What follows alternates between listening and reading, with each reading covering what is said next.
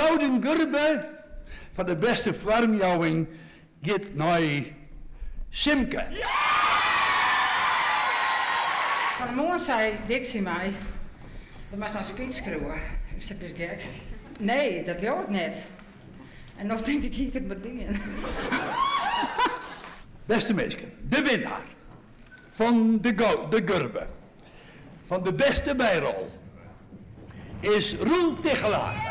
Roel is helaas er verhinderd te komen. Hij is er niet. De gouden gurbe van de beste haatrol is voor Anne Jongsma. Voor jongen is het top. Geweldig.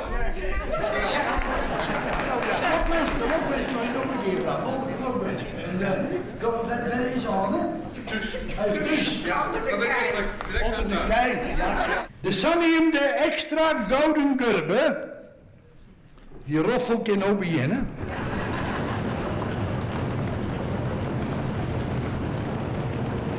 Is voor Bohemia Jorrit.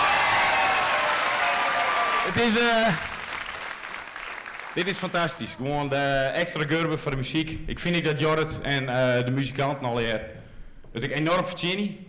Wat Jorrit daarvan maakt. Ik heb een heel soort mensen beginnen die beginnen nog één keer Bram Vermeulen deze keer in toch dat net, want die van u is hartstikke leer. Maar de gouden gurbe van de beste voorstelling van het Ierpolof seizoen 2011 is voor lang en gelukkig.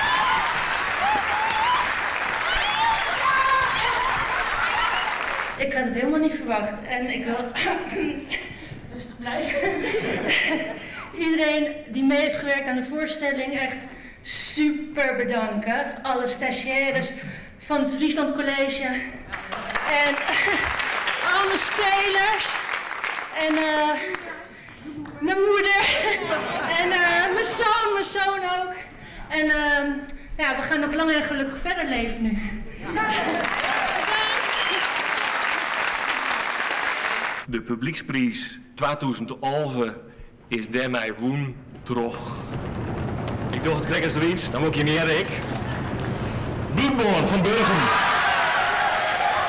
Aline kan ik altijd zijn, wij voor het meisje is van de mensen. En als we een gurbe winnen, dan willen we heel graag de publieksprijs.